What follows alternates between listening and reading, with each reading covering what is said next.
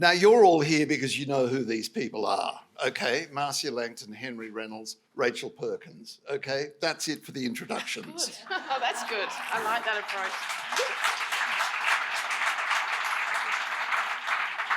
Rachel, this book, Marcia, would you hold the book up in case people... This book, which is so beautifully designed, when it's in your bookshelves, you are going to find that there is an Indigenous eye staring out at you in a truly, truly challenging way.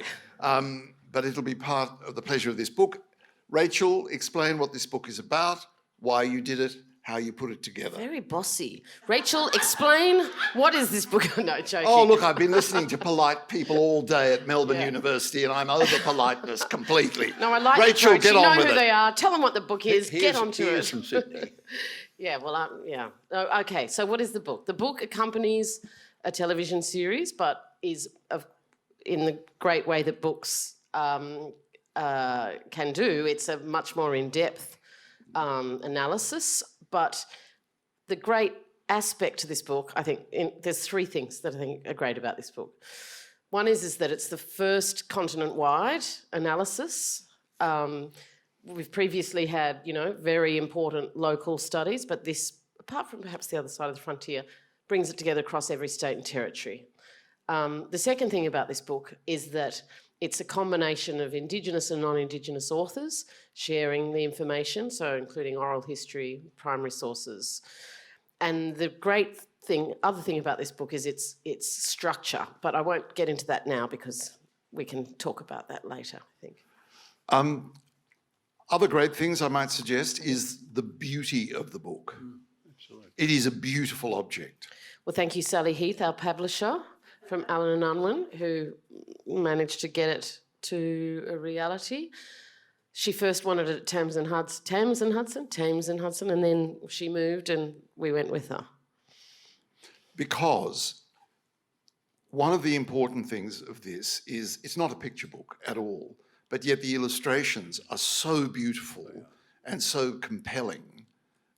Did you choose them? Did you choose the images? It was a collective effort, but one of the wonderful things of having a book by so many authors, I don't know, I think there's like 17 contributors or something, I can't remember, I haven't numbered, can't remember, but you're drawing on all of this rich knowledge. But one man in particular, Ray Kirchhoff, has done these amazing visual maps of traditional Aboriginal battle adapted into the frontier. So there's these fantastic graphics that you see of, how to attack on a roadway, how to attack on a homestead, different battle lines, different tactics. And, so there's wonderful detail like that, as well as the images that some of us are familiar with. There's these fantastic graphics that also support the understanding of warfare and tactics on the frontier from a very Australian Indigenous perspective. So, yeah, there's lots of good things in there. Henry, what's your contribution to the book? Well, I wrote 3 essays, sort of setting a scene. But the whole point about the book, I think, is that it brings together the white, if I can use that term, the Anglo, no, not even Anglo, but the white historians, the academics, and everywhere also there is the Indigenous story about that part of Australia. Now, only Rachel could have done that, bringing the two sides together. Now, as I have said on several occasions, the book represents 200 years of what I call black letter research of many of the authors there have been spending years and years and years doing their research. And together, it represents 200 years of traditional research amongst the black letter archives. But on the other hand, and this is where Rachel was determined to do this and was able, because of her networks, to find the people who would talk about 200 years of experience by the Indigenous people telling their part of the story. So it is that, in that sense, it is a wonderful book that brings the experiences together, as no book has done. Can I just add to that? And I can't claim that, anyway, Henry's being very nice, but the thing about history is that it's still with us, of course. And so the importance of having perspectives of descendants from both sides of the frontier, as it were, but particularly Indigenous people, is that what it means now. And I think that's sometimes what we lack in histories, black letter history writing, what it really means now to us today. So for, the Gunditjmara and the Aboriginal people of Victoria, what it means now in terms of treaty and what it means now in terms of native title and recognition, and, to Joshua Creamer, who was running the truth-telling commissions in Queensland until it was shut down, what it means for him now, this history, and that's now been quashed, that process. So I think that's the important difference of this book, as it brings history into the current lived experience of people and what they're trying to achieve right now. So that's the dimension. And Marcia, what's your contribution to the book? Oh, very minor. A very short essay on Aboriginal women in the wars. And so I look at Pettiregang and Truganini and others, and what we know from the records about the contribution of women from the Indigenous side to the wars. So one of the key issues that comes up again and again is that the assaults on women by the invaders, by the colonisers, provoked violence. This is what happened in my grandfather's country with the Frasers. Mrs. Fraser, and Henry's written about this, told her sons, to stop it, and they didn't.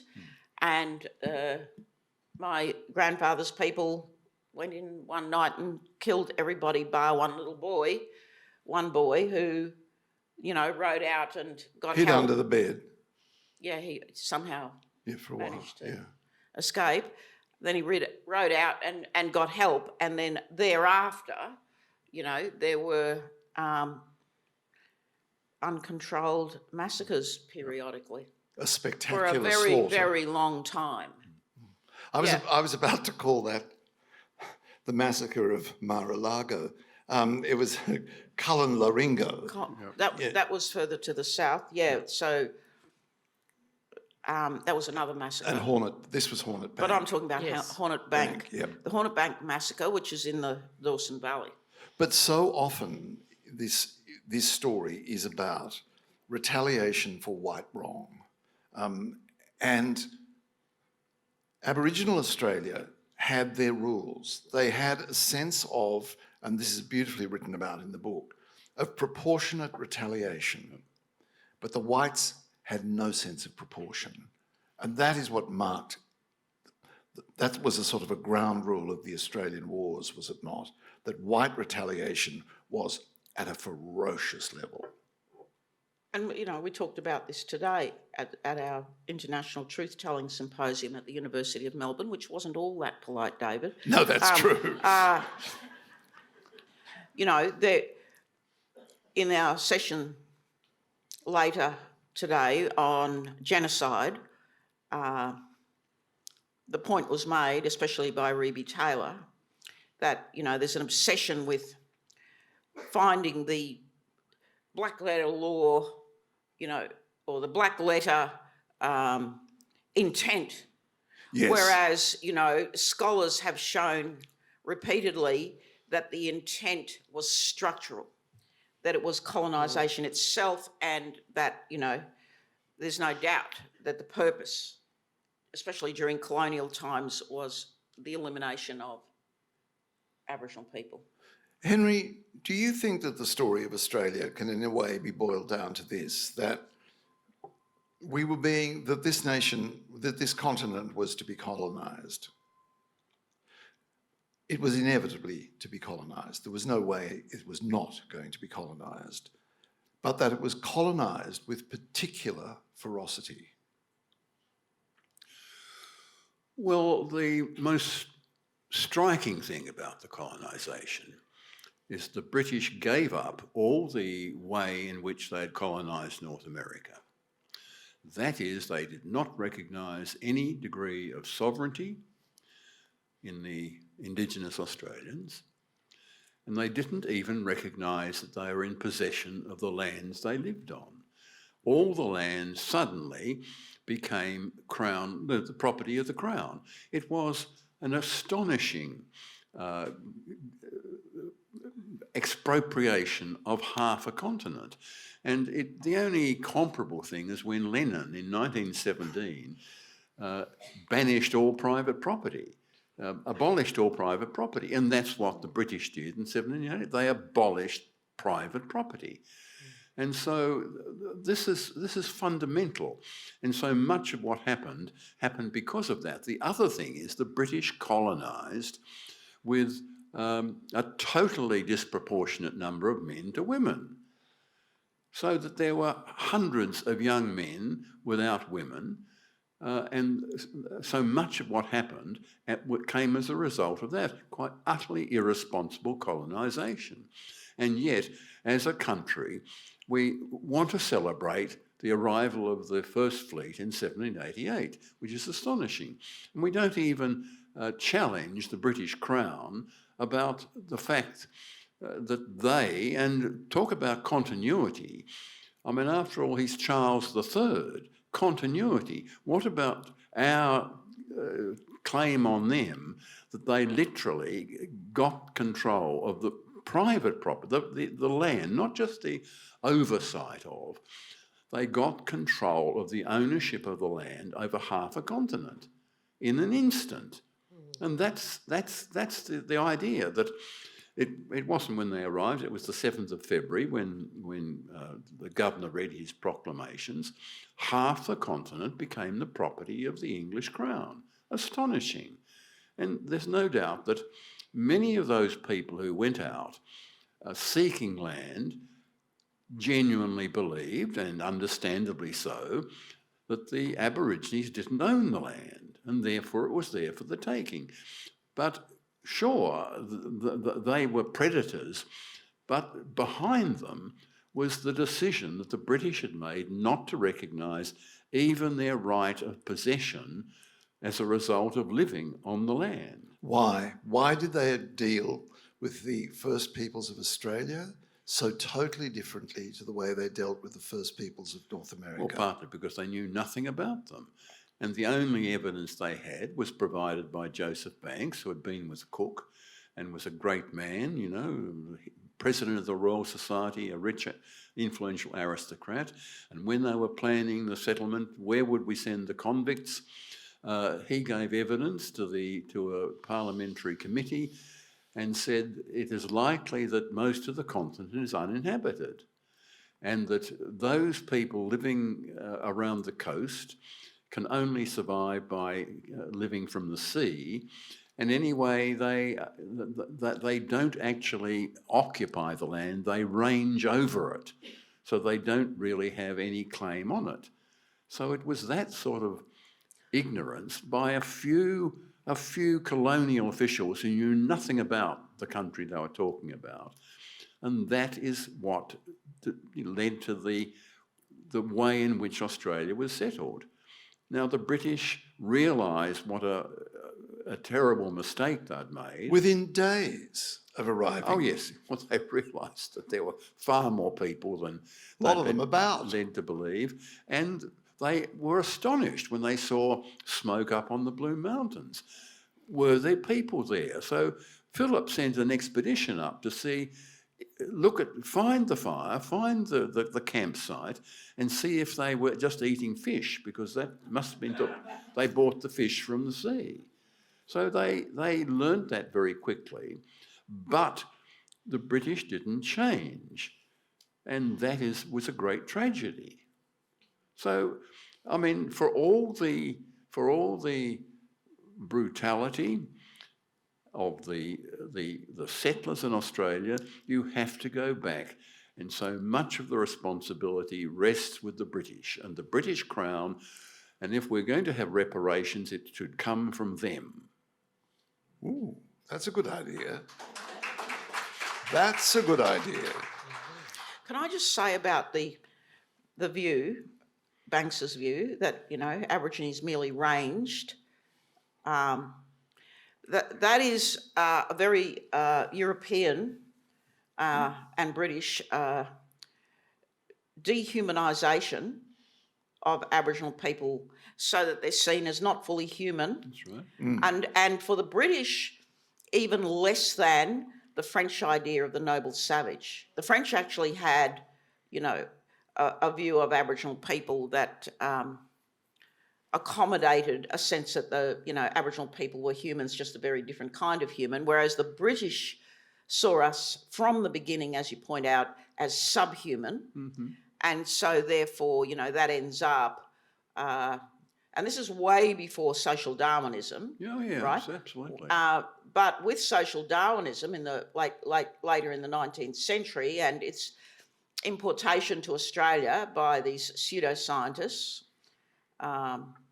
like Richard Berry, Professor of Anatomy at the University of Melbourne, they would then work for decades to turn that those ideas into a science, right? And prove they tried really until very recently in the 20th century to prove the supremacy of the white race. Yeah. Of course, none of the evidence stacked up, and, you know, one person admitted that it didn't work out that way and the others kind of drifted away. But it's very late in the 20th century, and buy the book, but also come and see the exhibition at the Potter Museum, especially the eugenics room, right, where these ideas, you know, we show what these ideas And the voice of Marcia Langton. end up as. Well, we've got, you know, the telegram from That's George great. Murray Black to the Professor of Anatomy at the university saying, send trucks, because we've been digging up graves and grave robbing. So not just a few, he wanted trucks. And they did, they sent trucks. So there's that. And I just want to make the point that there's a lot more work to be done on the dehumanisation of Aboriginal people by the British to justify the slaughter. Mm-hmm.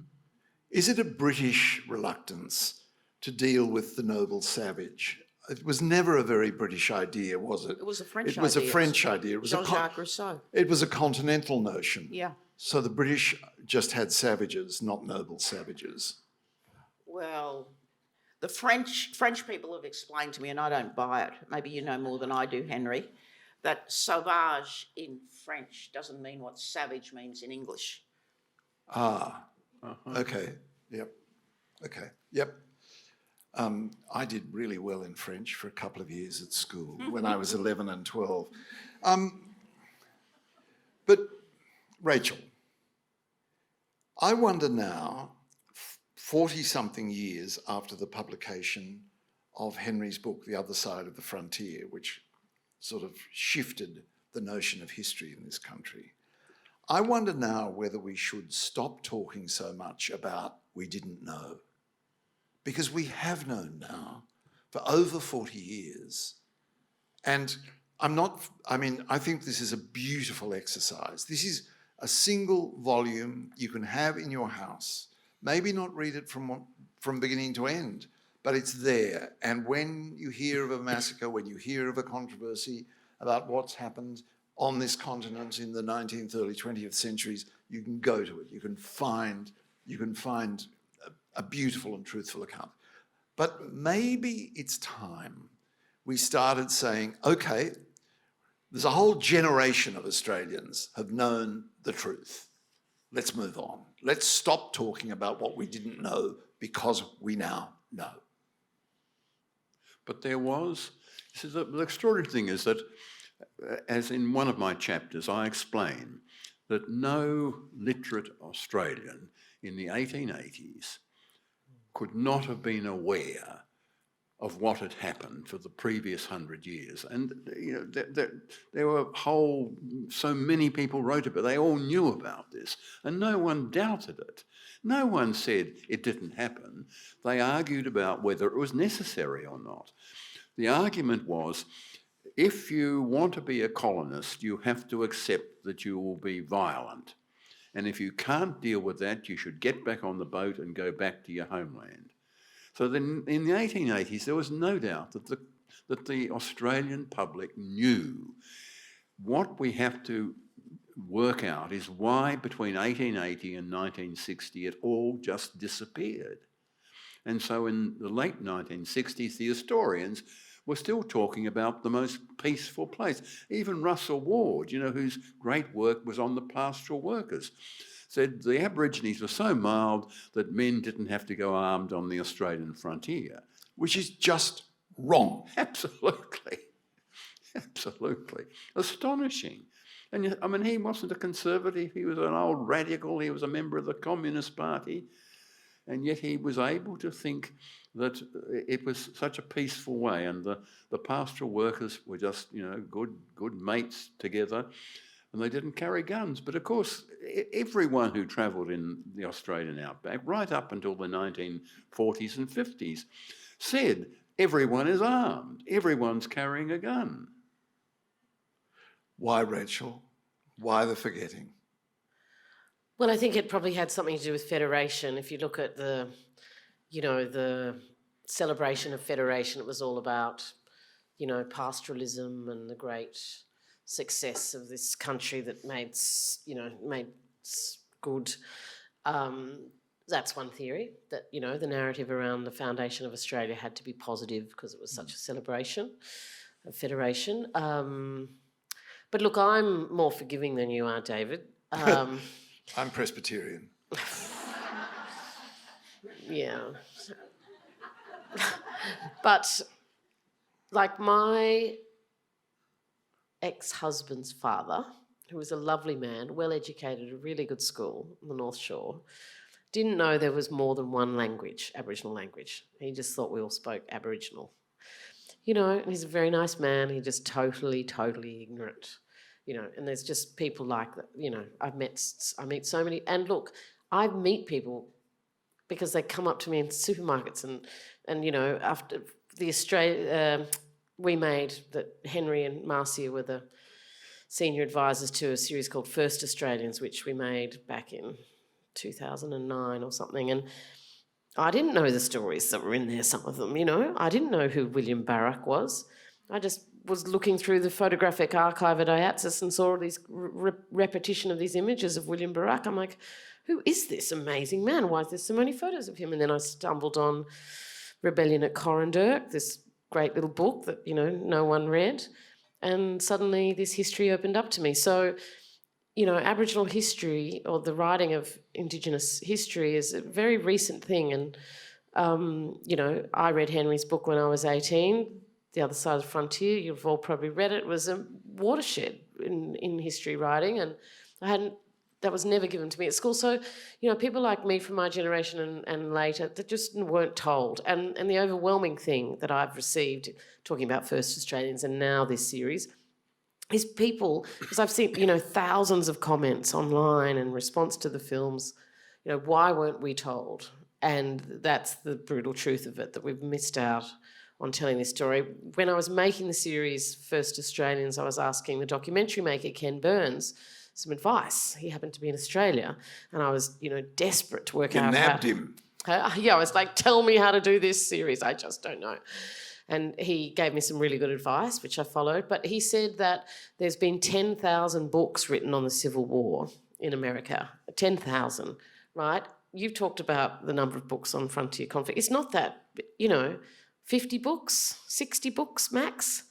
You know, I have them all. There's really not that many compared to 10,000 on the Civil War. So we're at the very early stages of understanding what happened here and doing the research on it. And that's why truth-telling, you know, structural truth-telling, which Marcia's had a conference on today and tomorrow, you know, it needs to be structural, because you need the government to reform the way the education system works in so many ways to be able to really change the understanding of a country in a thorough way. You know, these books that we make, they chip away at the edges, but the Truth-Telling URIC Justice Commission will really fundamentally change the way Victorians understand their country from now on. And that's the sort of change we need. And so I think it is reasonable to say that people don't know. And I think we need to have compassion about that and understand that and assist Australians to access this information. Impatience about it as well.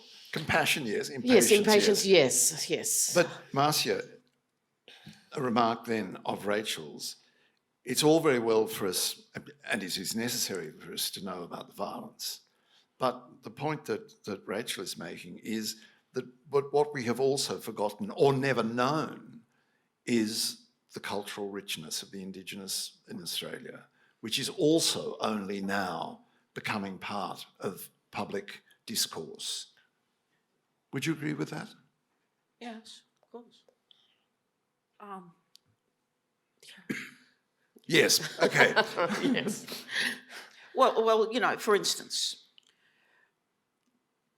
native title was recognised very early on in the Americas.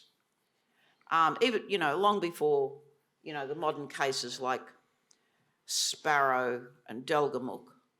Native title was essentially recognised, and I can't remember all the details, in the American colonies. And, you know, Australian lawyers, when they were developing native title, looked to the cases in Canada, Sparrow, Delgamuuk and so on, and built an understanding of native title in Australia by looking at those cases. But native title in Australia was recognised only by the High Court in 1992, but it had been recognised, you know, at least 150 years before in other colonies by, for instance, acknowledging in the colony of Virginia domestic dependence sovereignty of the native peoples, people in possession of a place, people in possession of a place. That's what the court said in 1832, I think, in the colony of Virginia. And, you know, we don't get native title recognised here till 1992 because Australians saw us as subhuman. Not only could we not own land, we couldn't possibly have a culture or languages, you know.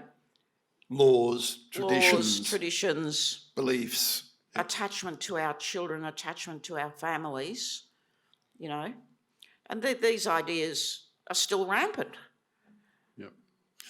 And the extraordinary thing is that if the High Court hadn't made that decision in 92, it may not have been done even now. Because, you know, after Whitlam introduced the Land Rights Act for the Northern Territory and then Fraser passed it, there hasn't been a political achievement, despite the promises. And the court clearly made up their mind it was up to them. And I don't think that, and followed by the Wick case, I don't think that those decisions would have been made by Australian politicians right up till now if it had not been for the court. The Aboriginal land rights movement had ground to a halt by then, had it not?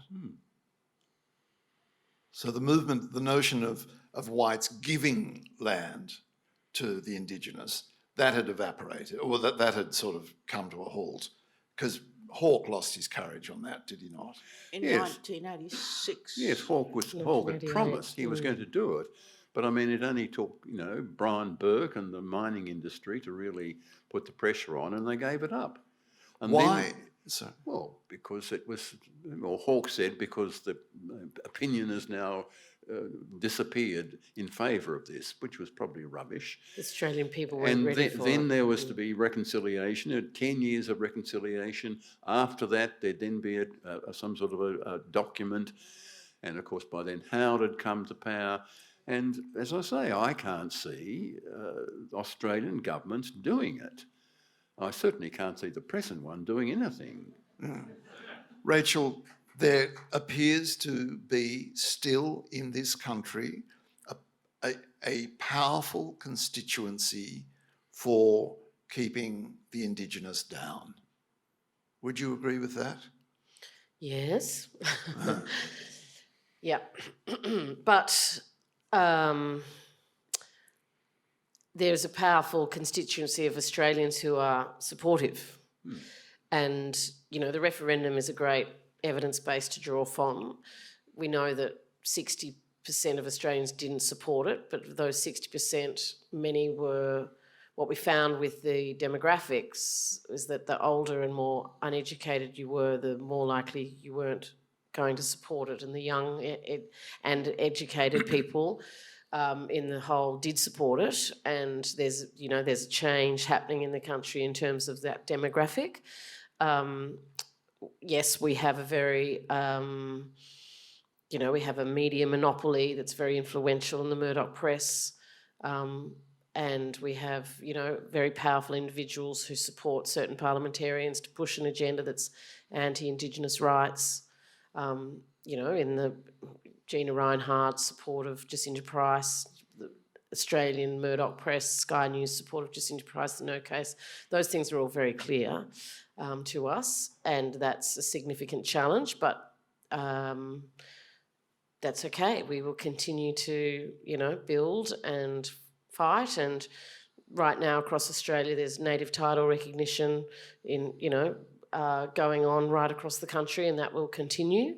So yes, it's an ongoing jostle, and Maori continue to fight, and the Canadians continue to fight, and that's just part of the colonial experience that First Peoples push forward against the Crown. We'll get to native title in a moment. I just want to say to people, apparently if you point your phone at that pattern on the far side of the screen, you can get a question to me. I don't know how it works, but if you've got some younger person beside you, they will explain, because the questions then come up on a pad on my lap. It's nearly miraculous, and we would like to be able to have a discussion with you, but it depends on you pointing your phone at that. Does anybody know? Do you know how it works, Rachel? You know how it works. Don't be making jokes. He's pretending. But can I ask how many people have seen the television series? Can we do a hand raise? Oh, yes, so not many, really. Not as many as No, so it's on SBS. There's 3 1 hours, and you can catch it on SBS. SBS On Demand. SBS On Demand, yeah. So I encourage you to watch it. It's beautiful. Because and grim. They're all in it. But yeah, I just wanted to know that. And I also want to know, does anybody know anybody in Canberra? Not in politics, just anyone in Canberra who's going to be there on Friday night. Because on Friday night, Henry and I are going to walk together through the doors of the Australian War Memorial. And we hope it won't fall down. Because we're launching our book at the Australian War Memorial. Now that is going to be very significant moment. Particularly, I'll be very proud to walk through there with Henry Reynolds, who's been really one of the leading, if not the leading advocate for this recognition of what we call the Australian Wars in the War Memorial. So I'll be very proud to be there by his side. But no one knows it's on, right? At the moment, only 40 people have bought tickets because they're not promoting it. And I'm too scared to ask them to promote it because I know they don't want to. So can you promote it for us, please? Ring whoever with you know your friends. in Canberra. Tell them this is an extraordinary event. And the tickets are only $10. What time does it start? 6 p.m, 6 till 7:30, and it's just Henry and I in conversation. At the going down of the sun. Yeah, we're going to go rogue in the Yes. in the building. Anyway, so please, can I ask your assistance for that? Now, there are other books in the air at the moment because Henry has just published a new book in which he takes the view that the Australia above the Tropic of Capricorn is really a completely different country and should be viewed as having a completely different history. And it's a brilliant, brilliant book. But one of the things, Henry, you say in that book is about other things that have been forgotten. And one of those other things that have been forgotten is the accommodation that the Indigenous came to with the whites of the North and found a way of surviving. Yes, absolutely. The extraordinary thing is that by 1861, when there was a census, you would say that the colonisation, the conquest of southern Australia had been completed. There were 1 million people. Melbourne was a big city by world standards. Within a few years, the native-born Australians were going to become the biggest demographic. And in so many ways, the Aboriginal population had declined very rapidly. But in 1861, there were no colonists in the whole of North Australia, 45% of the landmass. And they began, the little Queensland government sent an expedition north, 1,000 kilometres, to establish the first settlement in that whole vast country. And they wanted to repeat what had happened with the settlement of the whole southeast by giving squatters the chance to go out and claim land, get a lease on it, and then stock it, and then they were set to become pastoralists. Now, the problem with that was that in the south, the British had poured in 150,000 convicts, young men and women without dependents mainly, who went straight into the workforce and could be sent anywhere. They could be made to go and work in the most dangerous and isolated places. It's either that or the chain gang. Now, there wasn't a workforce for the North, and there never was enough people. And so when the first settlement, the squatters came, they grabbed the land, they bought their sheep in particular, but they found that all the Aboriginal people, all the small nations in the Burdekin catchment area had realised that you kept away from the Europeans, the small number of Europeans, and you attacked their stock. Very easy, unfenced runs. And these people, these pastoralists, they were very vulnerable. They owed a great deal of money, and it was going to take a long time before they got any return on it. So economic attack was very effective. After a few years, the realisation was that keeping them out was a silly thing to do, because that was It means keeping the blacks out. keeping the blacks out. They were the workforce. So your problem with conflict, their problem with attacks on the animals, would be saved if you brought them in, you allowed them back onto their country, and very, very quickly the young men and women became very adept pastoral workers, as we know. And that happened. This is on the Pacific coast. The savannah right across to the Kimberley had the same pattern. And Aboriginal people remained on their land and became the essential workforce. So in a way, the idea of genocide simply doesn't apply to North Australia. Pardon me. You didn't want to kill your potential workforce. But if I may, the Human Rights Commission inquiry into the forced removal of Aboriginal children did find that the removal of children in Western Australia passed the test in the Genocide Act. And it was an act of genocide. And I don't care if the other jurisdictions didn't have the explicit records, such as A.O. Neville's, which the commissioners relied on. It was pretty clear that in amongst what you're saying, I don't deny what you're saying is right, that is right, but the removal of children, the forced removal of children, which went on for decades and decades and decades, does constitute, I believe, genocidal and structural attempt to eliminate Aboriginal culture. Yes, it does. But the pastoralists, particularly in the north, are very powerful, and they did not want their workforce taken away. And they actually hired the Burnts, Ronald and Catherine Burnt, the great anthropologists, to go around and work out why the population was declining.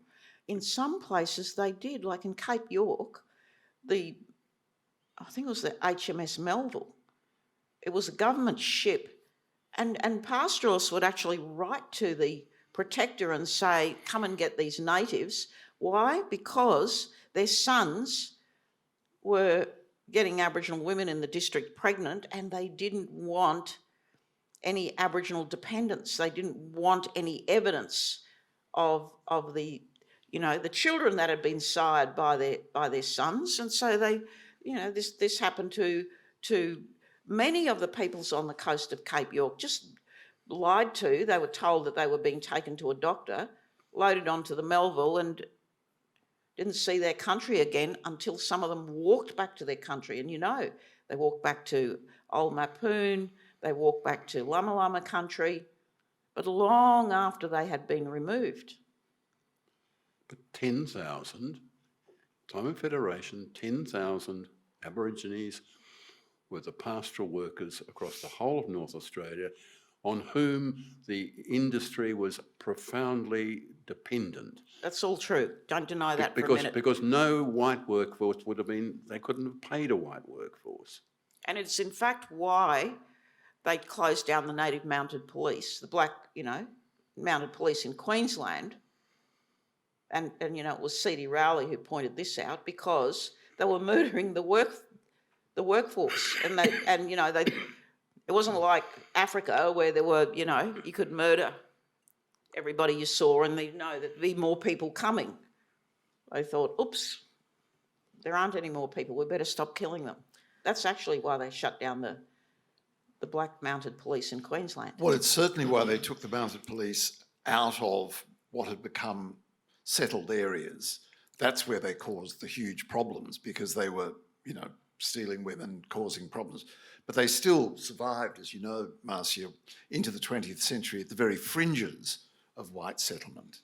But the other thing that you talk about as Henry in this sort of notion of the north of Australia being such a different place is it is now in Indigenous hands. Yes, exactly. It's their country again. Tell. Well, there are two things. I mean, one, the land rights revolution, and in a way it is revolutionary. That is the change of the control and ownership of land. It's revolutionary. Now, it began, as we know, with Whitlam and Fraser, and that was a particular phase in relation to the Northern Territory. But after Mabo, and in particular after Wick, which totally revolutionised the idea of who actually had property rights across the whole of North Australia, because all the pastoralists only had pastoral leases. They thought that in effect they owned the land. They were horrified when they found they didn't. They had rights over that land, but they had to share the land with the local people. Now the point is that right across North Australia, the people were still there. And so, 95% of the Kimberley is now in Aboriginal hands in one form or another. It'll soon be 90% on Cape York and somewhere around 80% in the Northern Territory, and almost all the coastline. Now, this is an extraordinary development. Now, that is linked with the other thing that happened at much the same time, was the homelands movement, where people simply walked away from government missions and reserves and went back to their country.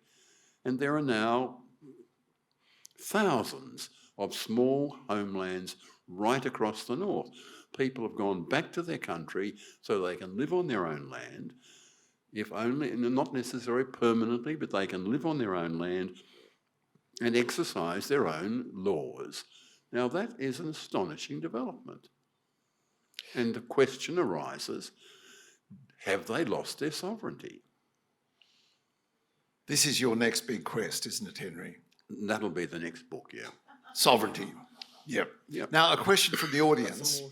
A question from the audience to all of you. And I'm slightly translating it. Is the history of Australia written by the Indigenous markedly different from the history of Australia written by whitefellas? Is a new kind of history being written? Rachel, you first. Well, there's not many Aboriginal historians. There's only two or three. So not yet. No, not in that true sense of history writing. There's only, John Maynard, Mina Murray. There's one woman at the museum, at What Melbourne about Museum. the First Australians, the book that you and I edited? Yes, but we're not sort of you're everything. You do everything. And Steve, what's his name? Stephen was in that. Gaps. And Wayne Atkinson. There were a few other people. Yeah, but none of them are historians as such. They're just brilliant and do everything. So yeah, that's a problem. Oh, you mean people trained in history departments with Yeah, PhDs right, in history? and jobs to write history and That's not research. necessarily what the question was about, but it's an interesting development in the answer. Yeah, just in relation to that thing that Henry was saying, can I just say something? Yes, you're allowed to go Briefly, back a thank you. bit. I just want to say that because you haven't seen the series, you might not know that my great-grandmother was a survivor of a massacre just north of Alice Springs at a place that's called Blackfellas Bones, because they killed them and then left them out to bleach in the sun, and so that's the name of the place. And she took shelter. She was then raped by the police. She was chained to a tree and raped, and then she fled to the local little mining town that had started called Altunga, and met an Irish miner called Henry Perkins, which is why I'm a Perkins.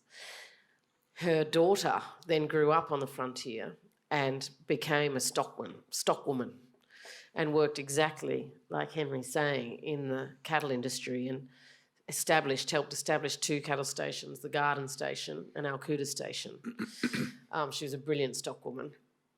And so I just want to give the personal account.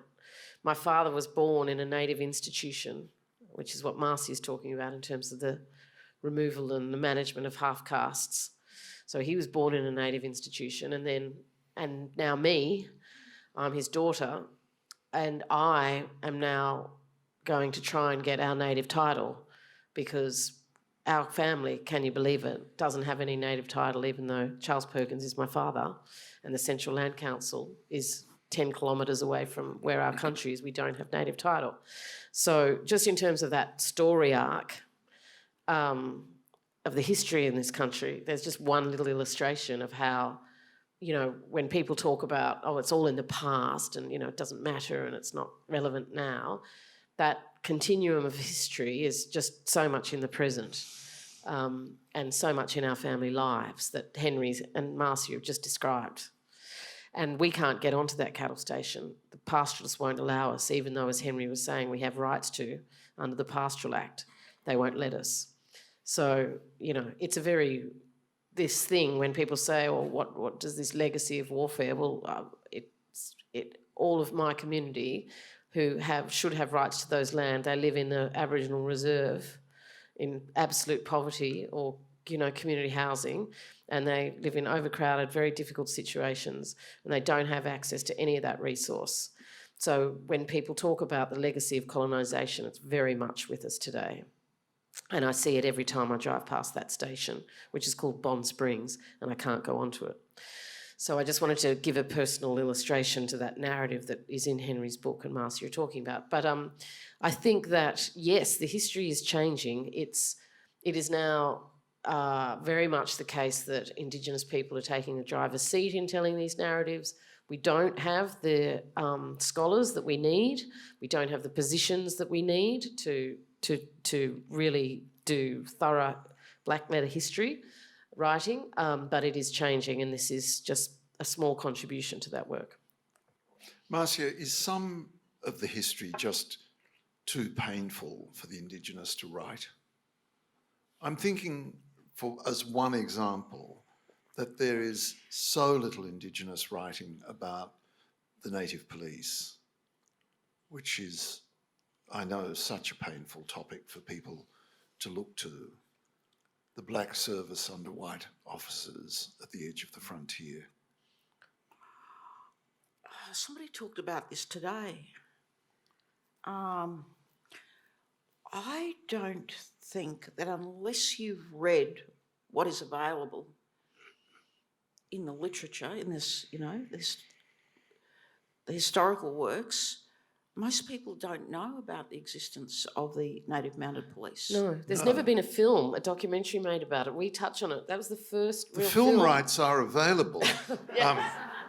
Yeah, I mean, so there's never been a film made about it even, I had only the vaguest idea about what the Native Police were until I saw that photograph of my great-great-grandfather in the uniform of an officer. I didn't know really what. I kind of knew about it. Why did I know about it? Oh, you know why I knew about it? Because when I was doing my undergraduate studies in history, by the way, Rachel. Okay, you're the third. No, but I don't have counting. a PhD in history. But Right, yeah. Noel did history too, so that's 4. I used to sit in the library under one of those Sydney Nolan works about the trackers hunting down Ned Kelly, right? Yes. And they were Queensland black Yes. trackers. Yeah. Yes. So we all knew about black trackers, yes. and it was a bit of a myth, right? It was turned into a myth by a movie with Gulpilil, the tracker. No. Chips. Oh, Chips, yeah. Rafferty. Chips Rafferty. Chip Rafferty, Oh, right? you go back. Yeah. I'm old.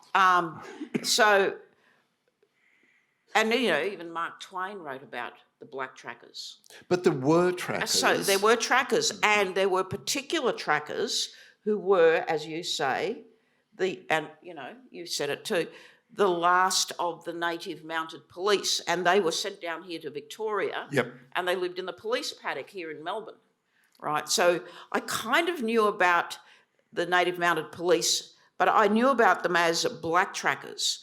Now, a lot of the so-called black trackers were actually Troopers.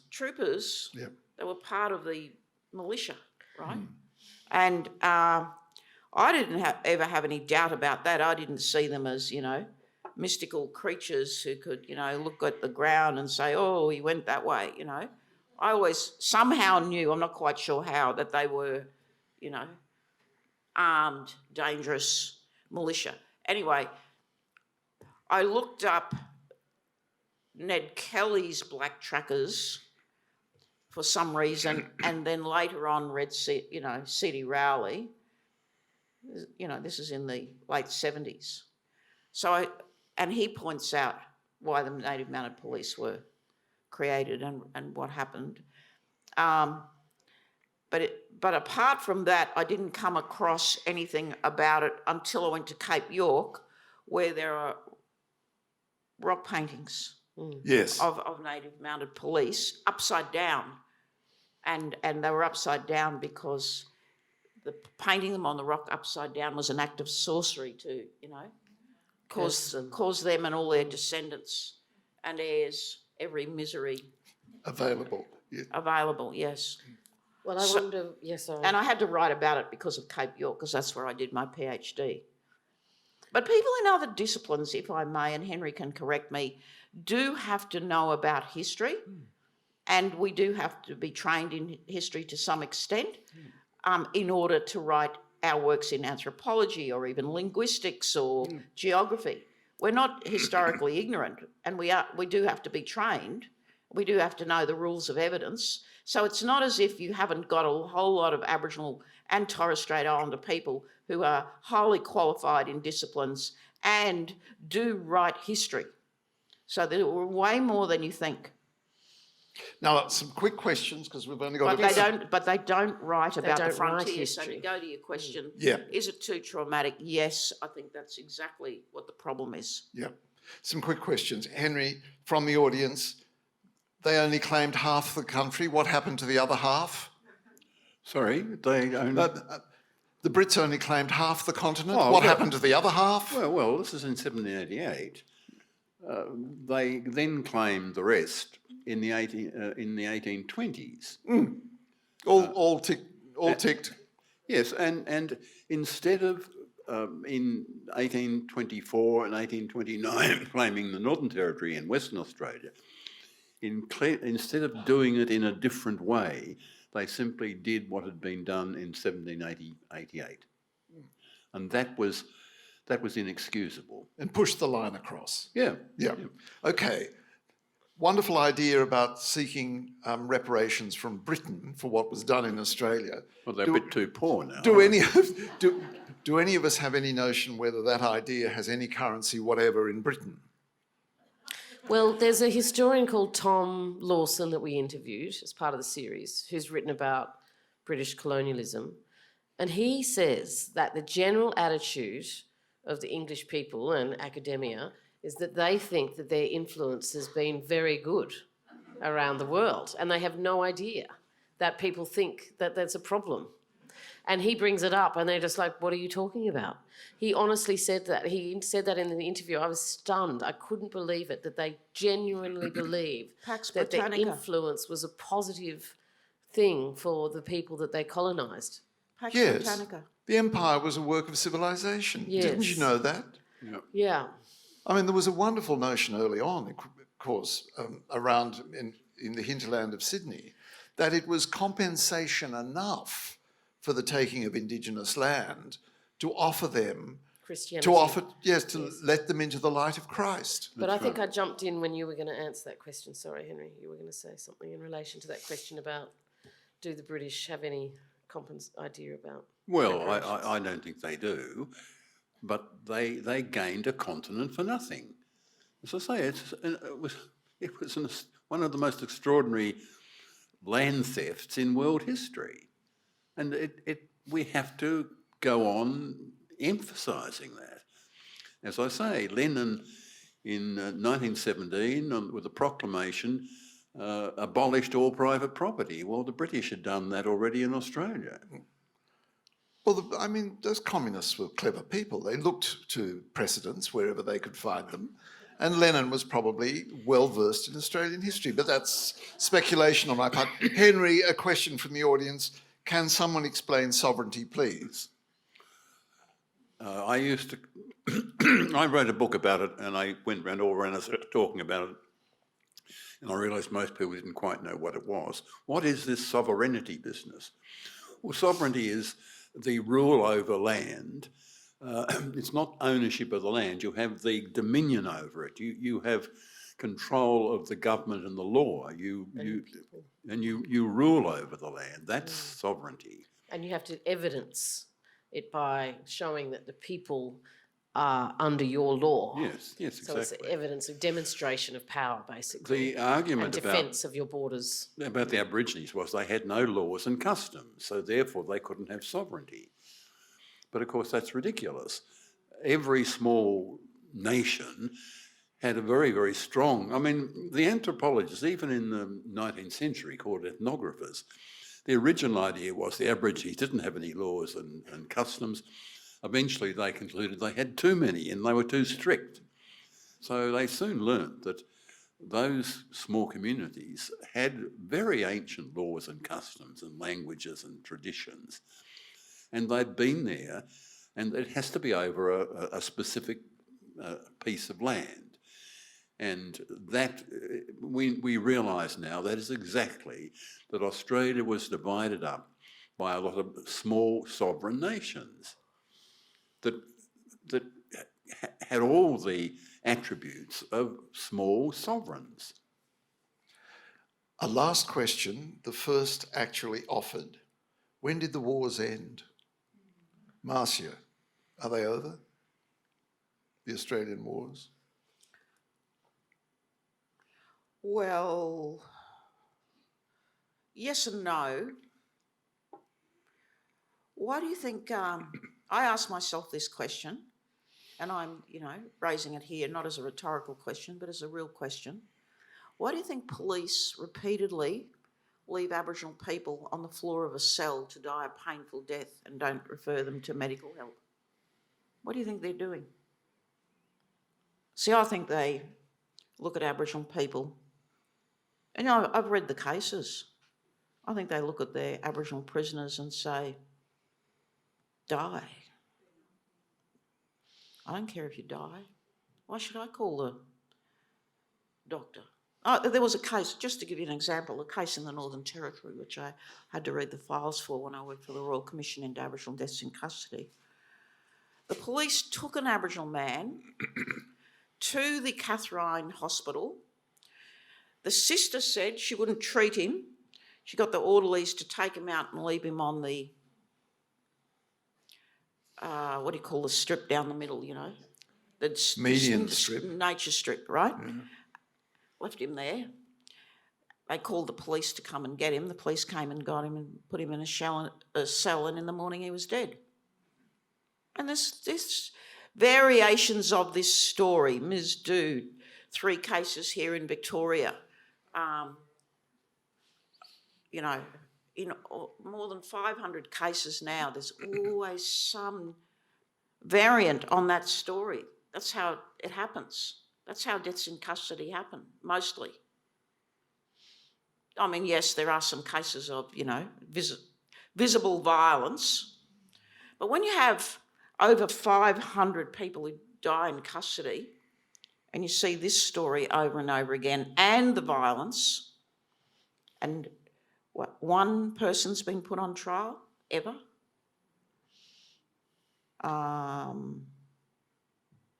Rolfe, Constable Rolfe, the only person ever put on trial in modern times. You've got to ask yourself, has it stopped? Rachel, has it stopped? I completely agree with Marcia and what she's saying about the treatment of our people in the justice system, and there's loads of evidence for it. But I think that the war, in the way that we understand war, did stop. And I think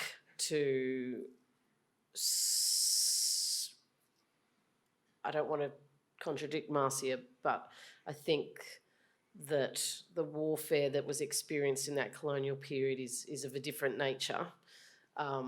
You just have to look at the massacre map that Lyndall Ryan led, and the way that people were just towards the end of the warfare, just with repeater rifles shooting people down in just in such large numbers, the use of poison, and the taking of land through the process, that is a very definitive period in Australian history, and that deserves to be recognised as the warfare that it was, which is why we called our book The Australian Wars.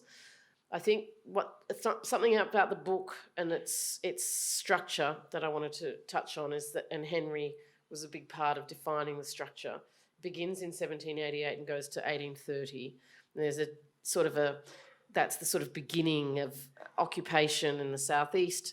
It brings in Tasmania, Sydney, and before people get over the Blue Mountains, the next period. And at that period, Aboriginal people and Marines and settlers are very much on the same level in terms of their fighting capabilities. And so the numbers are much smaller in terms of deaths, and it's a more equal battle once you get into the 1830s. For the second part of the book, and Henry writes an overview for each part of the book that gives you the context. In the second part, when people get up on horses, they cross the Great Dividing Range, they're into the big interior of Australia. Horses make the big difference, and you see that Aboriginal people can no longer outrun settlers, and the population is increasing. So you see the death toll and the land expansion accelerate hugely. And then in the third part, it's really the conquering of the north, and you see the technological changes and the native police and Aboriginal trackers then coming into the fore. So the Aboriginal trackers or native police neutralise the abilities that Aboriginal people had to navigate country, hide, you know, they can live off the land, they have all this prowess, they have the Indigenous prowess that gave us the upper hand, and also the change in technology. So repeater rifles come in, and that's where you see, as Linda Ryan points out, the numbers of people being massacred hugely increase because of the ability to shoot lots of people continuously. So there are these stages in the war, and then there's the last period, which Marcia and Henry both touched on tonight, where they stop killing people because they need them as the labour force, and that's essentially when the warfare begins, when they've mostly conquered the north, or the parts that they want. As Henry said, and says in the book and in the series very eloquently, there's some parts that they never really conquered, Arnhem Land, the Torres Strait, etc., because the land wasn't useful to them. They couldn't run sheep and cattle on it, and the environment was too difficult for them. So that sort of period of the, rather than, you know, allowing Aboriginal people to come in, using them as their unwaged labour, that's sort of the end of that violent frontier conflict in the way that we know it, and then it turns into a different period, which is the institutionalisation of Aboriginal people. The huge removals that go around Queensland, putting Aboriginal people in industrial, apartheid conditions to use them as unwaged labour across the north, across the whole of Australia, into missions, reserves. That's the second part of the big history in Australia that is still unknown by most people and still unrecognised. So I think that history needs to be understood in its big sweep, and that's what the book does. Henry, is it over? Are the wars over? Well, I think in the way that we understood them, I think Coniston was the last serious, you know, killing by an official government body. They then were going to send a punitive expedition into East Arnhem Land, but of course by then it was becoming very difficult for Australia to go on doing this. The League of Nations was there. The idea was that there had to be, you know, oversight and care for native people, and that continued. In Australia, it had to give up that sort of behaviour, as it had to eventually give up the White Australia policy. And even now, the international reaction to the loss of the referendum was quite fascinating. And I'm not sure many people realise that all over the world, in the Pacific, in Asia, in India, in North America, there was a great deal of commentary saying that Australia had the chance of turning its back on its colonial heritage, but failed to do so. So we are once again under scrutiny.